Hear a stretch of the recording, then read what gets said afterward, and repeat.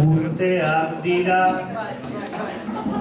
taliogi da, erretiratu zenetik, antzerako kasu bat ere ezagutzen dut gertutik.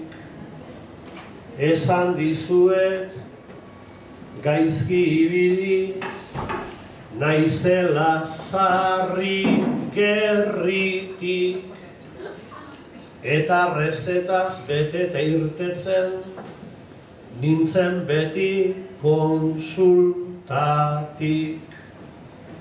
Hiruen antiun eta iruzaldiar hartzen nituen kolpetik, ta relajante muskular bat be gogoratzen dut oraindik.